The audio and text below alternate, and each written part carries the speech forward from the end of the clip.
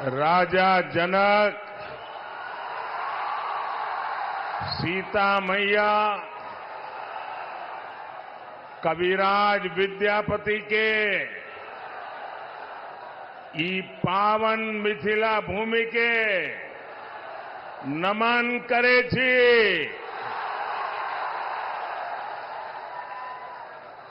मैं दरभंगा की धरती से स्वर्गीय महाराजा कामेश्वर सिंह जी को भी प्रणाम करता हूं। एक तो मिथिला की ये पुण्य भूमि और दूसरा आप जनता जनार्दन का आशीर्वाद। इससे बड़ा जीवन का सौभाग्य क्या हो सकता है।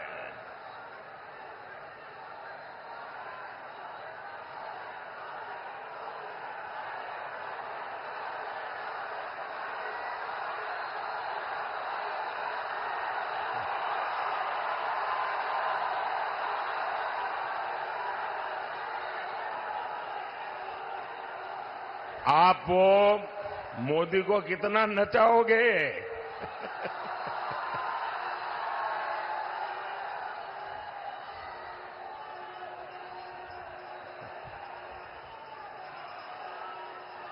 वो एसपीजी वालों को कहिए वो मोदी को कब्जा कर ले।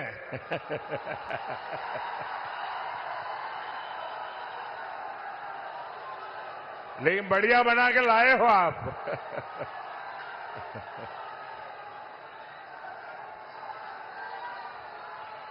आपका बहुत बहुत धन्यवाद जी। बोलिए भारत माता की, भारत माता की। ये एसपीजी वालों को दे दीजिए। हाँ।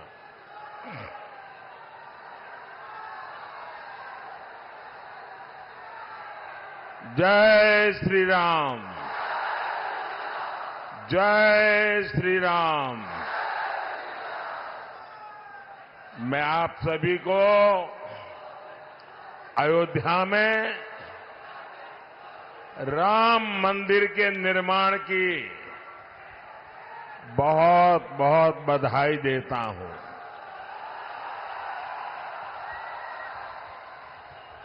पांच सौ वर्षों के बाद हमारा इंतजार समाप्त हुआ। 500 साल तक ये हमारे पूर्वज संघर्ष करते रहे, बलिदान देते रहे और कभी भी निराश नहीं हुए। हमारे पूर्वजों को पता था कभी न कोई बेटा पैदा होगा, कभी तो कोई बेटा पैदा होगा जो 500 साल के इंतजार को परिपूर्ण करके भगवान राम मंदिर। और साथियों, इंतजार सिर्फ राम जी का ही थोड़ा था, सीता मैया का भी तो था और हमारे मिथिला के भी तो था। हम अपने जीवन काल में ये शुभ समय देख रहे हैं। ये विश्वकर्मा भक्त आप नीचे रखो, पीछे लोग देख नहीं पाते। मैंने आपको देख लिया, सुखी रहो।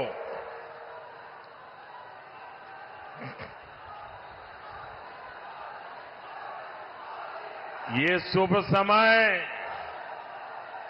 ये हमारे लिए बहुत बड़ी बात है। साथियों, जब अयोध्या में रामलला की प्राण प्रतिष्ठा हो रही थी, तब मैंने कहा था कि अब भारत आने वाले 1000 साल का भविष्य लिखेगा।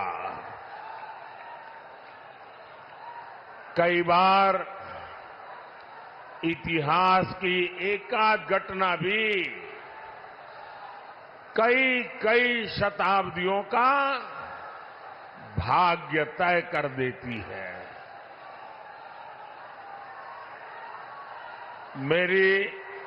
मेरी आप सबसे प्रार्थना है, देखिए जगह छोटी पड़ गई है, मैं जानता हूं आपको तकलीफ हो रही है, हो सकता है आप मुझे देख ना पाते हो, लेकिन उसके लिए हमें क्षमा करें। आराम से जहां है वहां खड़े रह करके मुझे सुनिए, और अगर आवाज कम करेंगे तो मुझे बोलने की सुविधा बढ़ेगी। तो आपके आशीर्वाद है मैं बोलना शुरू करूं?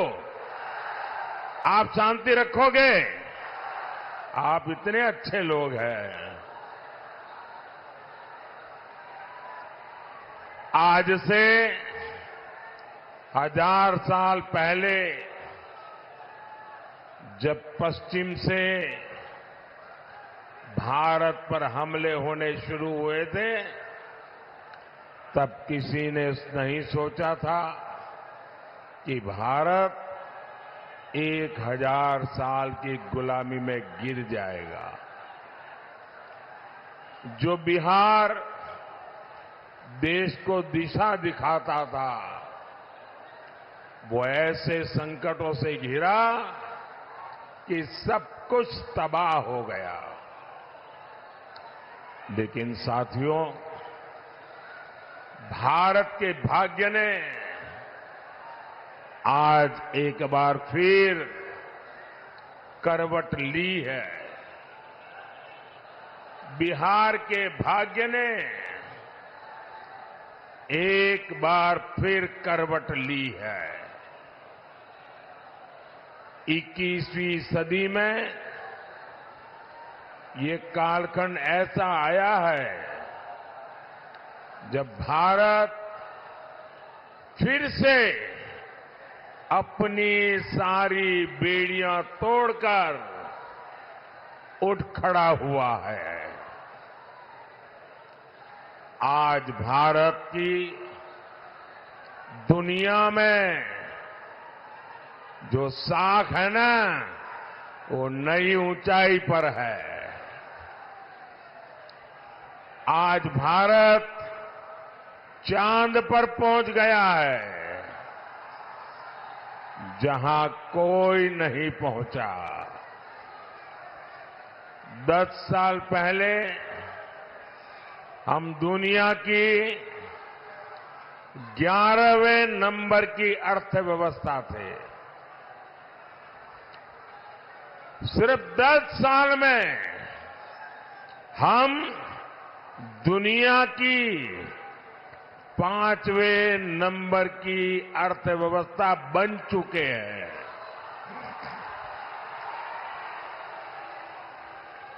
आपको कोरोना का समय याद होगा।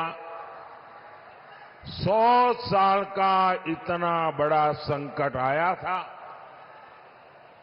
पूरी दुनिया सोचती थी भारत तो गया, भारत तो बर्बाद हो जाएगा, दुनिया भी बर्बाद करेगा। सब सोच रहे थे कि अब क्या होगा, लेकिन उस समय भारत ने दिखाया कि भारत का सामर्थ्य क्या होता है। भारत उस संकट से निकला, दुनिया को भी राह दिखाई, लेकिन साथियों, उस इतने बड़े संकट में बिहार के लोगों के साथ कांग्रेस और इंडी गठबंधन वालों ने जो किया वो मैं कभी नहीं भूल सकता। दिल्ली में इंडी गठबंधन की सरकार थी, महाराष्ट्र में इंडी गठबंधन की सरकार थी और इन लोगों ने बिहार के लोगों को उस संकट काल में वहां से साजिश करके भगा दिया, वापस भेज दिया था। मेरे बिहार के नौजवानों को, मेरे बिहार की बेटियों को दिल्ली से इंडी गठबंधन की सरकार वालों ने भगाया था। महाराष्ट्र से इंडी गठबंधन वालों ने सरकार ने भगाया था। मैं जरा बिहार के नौजवानों को पूछना चाहता हूं, जिन्होंने आपके साथ ये जुल्म किया, क्या उन्हें माफ करेंगे? क्या इस चुनाव में हिसाब चुकता करेंगे कि नहीं करेंगे? बिहार के लोगों को बसों में बिठाया गया और बीच रास्ते छोड़ दिया गया और आज यही इंडी गठबंधन के लोग आपसे वोट मांगने आ रहे हैं। क्या आप इंडी गठबंधन का इतना बड़ा गुनाह माफ करेंगे क्या? माफ करेंगे क्या? माफ करेंगे क्या? भाइयों बहनों, मैंने इस चुनाव में अगले 5 साल के लिए विकास का रोड मैप दिया है। मैंने 25 साल का विजन देश के सामने रखा है, लेकिन ये भी जरूरी है हम अतीत का भी ध्यान रखें।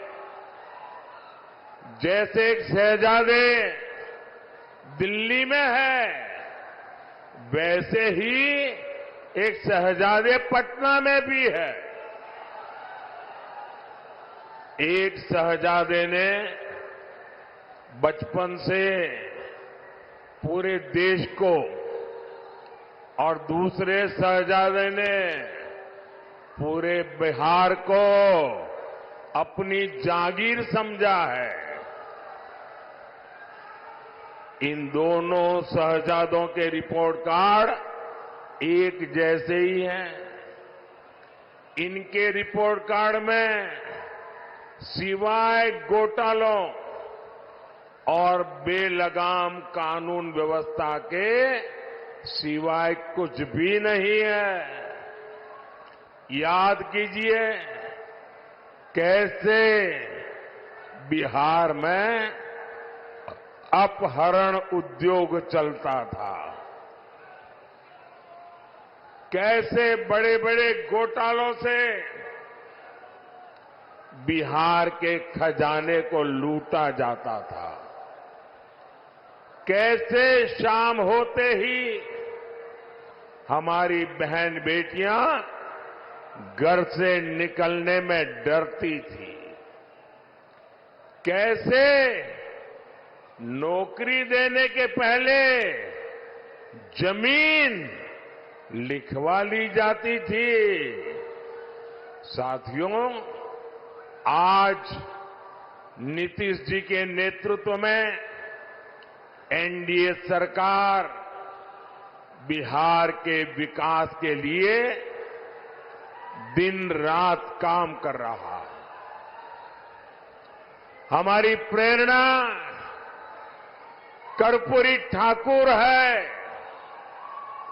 जिन्हें कुछ समय पहले भारत रत्न देने का सौभाग्य हमें मिला है।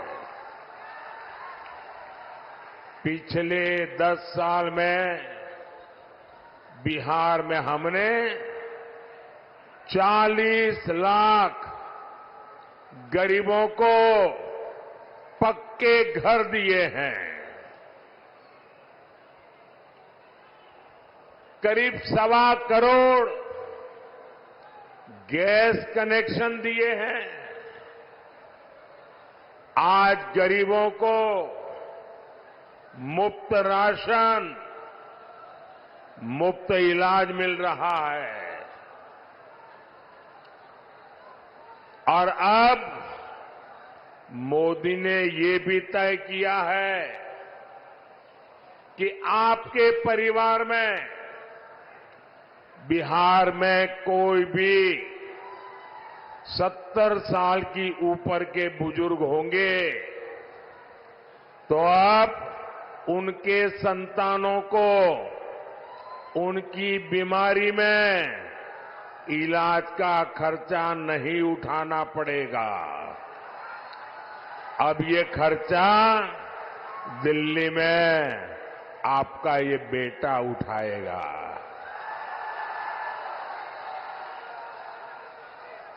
70 साल के ऊपर के हर बुजुर्ग को 5 लाख रुपए तक मुफ्त इलाज मिलेगा। मेरे बिहार के साथियों, मेरे दरभंगा के साथियों, मेरा एक काम करोगे? जरा हाथ ऊपर करके बताइए, करोगे? पक्का करोगे? देखिए, काम करना। जब आए भी इन दिनों गांव-गांव जाते होंगे, मोहल्ले में जाते होंगे, छोटी छोटी बस्तियों में जाते होंगे, अगर वहां पर कोई परिवार ऐसे आपके ध्यान में आ जाए जिनको अभी पक्का घर मिलना बाकी है, गैस का कनेक्शन मिलना बाकी है, नल से जल का कनेक्शन बाकी है, आयुष्मान का कार्ड नहीं पहुंचा है, तो उनको कह देना कि मोदी जी की गारंटी है 4 जून के बाद, नई सरकार बनने के बाद हम 3 करोड़ नए घर बनाने वाले हैं। तो आप मेरी तरफ से उन सब परिवारों को गारंटी दे देना, मेरे लिए तो आप ही मोदी है।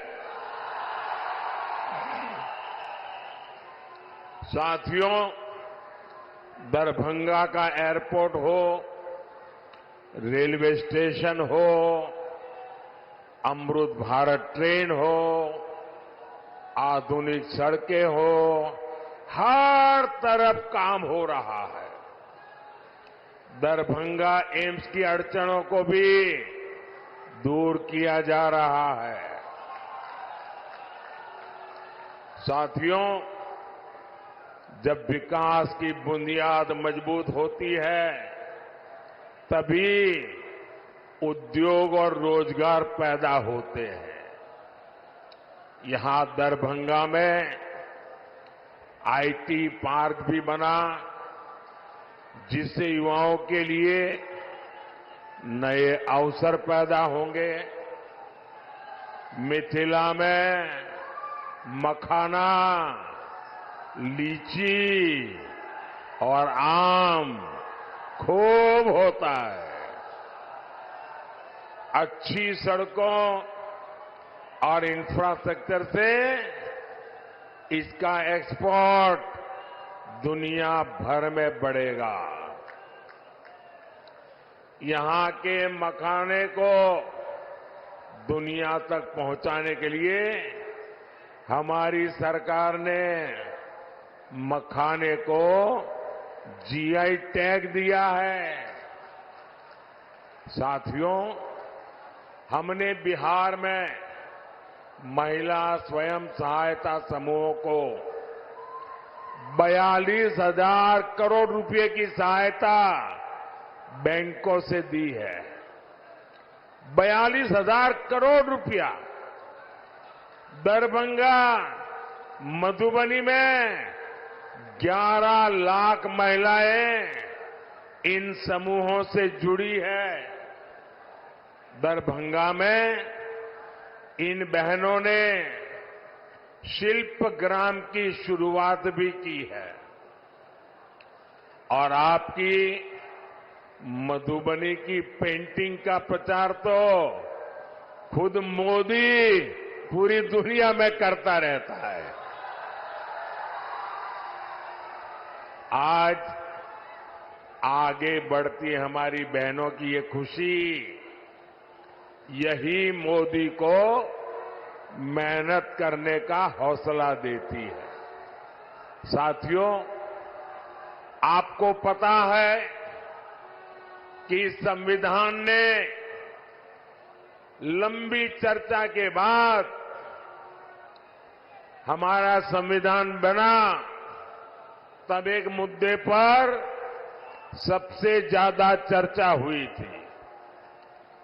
बाबा साहब आम्बेडकर थे, डॉक्टर राजेंद्र बाबू थे, देश के बड़े बड़े विद्वान थे और संविधान में धर्म के आधार पर आरक्षण देना कि नहीं देना, इस पर गंभीर चर्चा हुई और बाबा साहब के नेतृत्व में संविधान सभा ने 75 साल पहले तय किया कि हमारे देश में धर्म के आधार पर आरक्षण नहीं दे सकते हैं, देश को फिर से नहीं बांट सकते हैं। बाबा साहब आम्बेडकर ने इसके विषय में खुलेआम वकालत की कि धर्म के आधार पर आरक्षण नहीं होगा। इतना ही नहीं, पंडित नेहरू ने भी धर्म के आधार पर आरक्षण का विरोध किया। लेकिन अब जब हमारे गरीब एससी, एसटी, ओबीसी का कांग्रेस से मोहभंग हो गया है, तो कांग्रेस नेहरू जी की भावना के खिलाफ जा रही है, बाबा साहब आम्बेडकर के पीठ में छुरा भोंक रही है, संविधान को तोड़ने मरोड़ने में लगी है। कांग्रेस लगी हुई है कि ओबीसी कोटे को कम करके धर्म के आधार पर उसमें से डाका डाल के मुसलमानों को आरक्षण दे दिया जाए। दलितों के आरक्षण में से डाका डालो, आदिवासियों के आरक्षण में से डाका डालो और कांग्रेस की साजिश में आरजेडी भी कंधे से कंधा मिलाकर चल रही है। 2007 में बिहार के शहजादे के पिताजी ने मुस्लिमों को ये आरक्षण में से निकाल करके कोटा देने की बात कही थी। रेल मंत्री के रहते हुए उन्होंने रेलवे अधिकारियों को कहा था कि मुस्लिमों के लिए कोटे का इंतजाम किया जाए। सोचिए, ये एससी, एसटी, ओबीसी का आरक्षण छीनकर को मुस्लिमों को देना चाहते हैं। आप मुझे बताइए, धर्म के आधार पर ओबीसी, एससी, एसटी आरक्षण अगर कटेगा तो यादव, कुर्मी, इन समाज का हक भी बचेगा क्या? सब कुछ खत्म हो जाएगा। पासवान, मुसहर, रविदास, दानुक समाज के हक पर ये डाका डालने में उसकी फिराक में है। साथियों, मैं पिछले 12 दिनों से कांग्रेस को और उनके चट्टों बट्टों को आरक्षण के मुद्दे पर चुनौती दे रहा हूं।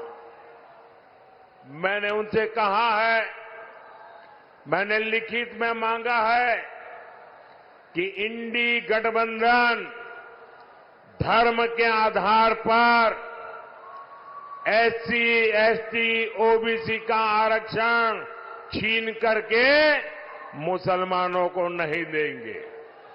धर्म के आधार पर आरक्षण के लिए संविधान के साथ खिलवाड़ नहीं करेंगे, लेकिन इनके पेट में पाप है।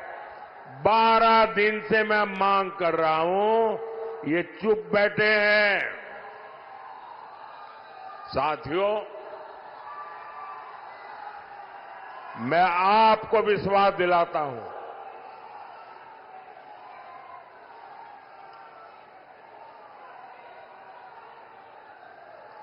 मैं आपको विश्वास दिलाता हूं, जब तक मोदी जिंदा है, जब तक मोदी जिंदा है, एससी, एसटी, ओबीसी के आरक्षण पर कभी भी मैं खिलवाड़ नहीं करने दूंगा। साथियों, मैंने जब से कांग्रेस, आरजेडी के इरादों को बेनकाब किया है, तो ये लोग बौखला गए हैं।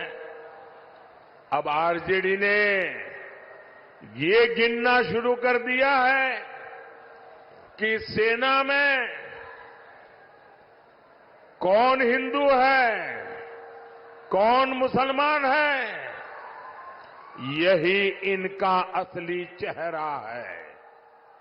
ये लोग समाज को बांटने के लिए, देश की एकता तोड़ने के लिए कुछ भी कर सकते हैं। मां भारती की रक्षा के लिए जो सीने पर गोली खाता है, वो पहले भारतीय होता है। और ये आरजेडी के लोग उसे हिंदू मुसलमान की नजर से देखते हैं। मैं जरा हिंदू मुसलमान का बंटवारा करने वालों को पूछना चाहता हूं, क्या अब्दुल हमीद जी को हम इस शर्त इसलिए याद करते हैं क्योंकि वो मुसलमान थे? देश को इस दिशा में ले जाएंगे ये लोग।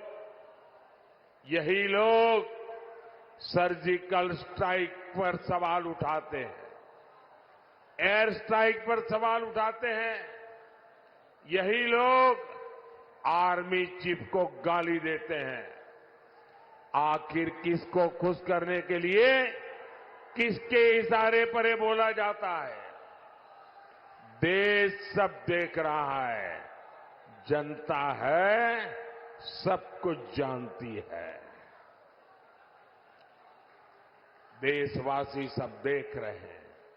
साथियों, आरजेडी का इतिहास सामाजिक न्याय का मुखौटा लगाकर हमेशा तुष्टीकरण करने का रहा है। जब गोधरा में कार सेवकों को जिंदा जलाया गया था, तब रेल मंत्री ये शाहजादे के बेटे थे जो सजा काट रहे हैं और जमानत पे घूम रहे हैं। उन्होंने दोषियों को बचाने के लिए सुप्रीम कोर्ट के एक जज की कमेटी बनाई, बेनराजी कमेटी। सोनिया बहन का राज था ना, और इसलिए उन्होंने बेनराजी कमेटी बनाई थी। वो जज का नाम बेनर्जी था, तो लोग बेनराजी बोलते थे। और उससे ऐसा रिपोर्ट लिखवाया कि 60 कार सेवकों को जलाने वाले निर्दोष छूट जाए। लेकिन ये रेल मंत्री जो अभी जेल में जिंदगी गुजारने के लिए मजबूर है, जमानत पे घूम रहे हैं, अदालत ने उनके इस रिपोर्ट को कूड़े कचरे में फेंक दिया और उन सबको सजा सुनाई, फांसी तक की सजा हो गई। पूरी दुनिया को पता था कि कार सेवकों को जिंदा जलाया गया था, लेकिन तब फर्जी जांच रिपोर्ट बनवाकर कार सेवकों पर ही दोष मढ़ने की साजिश रची गई थी। यही इनका इतिहास है, यही इनकी सच्चाई है। साथियों, हमें बिहार को लालटेन के दौर में वापिस नहीं जाने देना है। अभी आपको पता होगा, ये शहजादे दिल्ली वाले एक नई बात लेके आए हैं। आप मुझे बताइए भाइयों बहनों, हमारे परिवार में जो माता पिता होते हैं वो मेहनत करके कुछ न कुछ बचत करते हैं कि नहीं करते हैं? कुछ न कुछ बचाते हैं। उनके मन में रहता है कि एक छोटा सा घर बना दूं, बच्चों को काम आ जाएगा। एक छोटी सी गाड़ी ला दूं, बच्चों को काम आएगी। खेत खरीद के रखो, बच्चों को काम आएगा। हर मां बाप के मन में ये इच्छा रहती है कि वो अपने मरने के बाद बच्चों को कुछ न कुछ देकर के जाए। हर मां बाप की इच्छा रहती है। अब एक कांग्रेस ऐसा कानून बनाना चाहती है कि दिल्ली में उनकी सरकार बनेगी तो आपके मां बाप ने जो कमाया है वो अब आपको नहीं मिलेगा। आपके पिताजी अपना 10 एकड़ का खेत होगा तो आपको नहीं दे पाएंगे। 2 घर है तो नहीं दे पाएंगे। आधा ये इनकी सरकार छीन लेगी। 55% विरासत पर टैक्स लगाने का ये फतवा लेकर के आना चाहते हैं। क्या आपकी मेहनत की कमाई किसी सरकार को लूटने देंगे? किसी सरकार को लूटने देंगे? ये कांग्रेस वालों को लूटने देंगे? ये आरजेडी वालों को लूटने देंगे? और इसलिए भाइयों बहनों, आपका भविष्य बचाने के लिए, आपके बच्चों का भविष्य बनाने के लिए 7 मई को झंझारपुर में जेडीयू से प्रत्याशी श्री रामप्रीत मंडल जी आए हैं। 13 मई को दरभंगा में बीजेपी से श्री गोपाल ठाकुर जी और समस्तीपुर से एलजेपी की हमारी बेटी श्रीमती सांभवी चौधरी जी, पूरे हिंदुस्तान की सबसे छोटी उम्र की बेटी चुनाव लड़ रही है। आप सब आशीर्वाद दीजिए। ये हमारी बेटी तो जीतनी ही चाहिए। 20 मई को मधुबनी में बीजेपी के श्री अशोक कुमार यादव जी को, ये हमारे इन सभी साथियों को भारी संख्या में वोट दीजिए। और जब आप उनको वोट देंगे ना, तो ये वोट सीधा सीधा मोदी के खाते में जाएगा।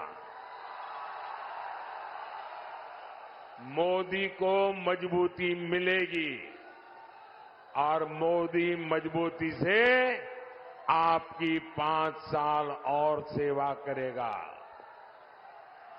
तो घर घर जाएंगे, ज्यादा से ज्यादा मतदान करवाएंगे। पहले मतदान, फिर जलपान, ये पक्का करेंगे। अच्छा, मेरा एक काम करेंगे, जरा हाथ ऊपर करके बताइए, करेंगे? मेरा काम करेंगे। यहां से जाने के बाद हर घर जाना, घर घर जाकर के कहना कि अपने मोदी जी दरभंगा आए थे और मोदी जी ने आपको प्रणाम कहा है। मेरा प्रणाम पहुंचाएंगे, घर घर मेरा प्रणाम पहुंचाएंगे। बोलिए भारत माता की, भारत माता की, भारत माता की। बहुत बहुत धन्यवाद।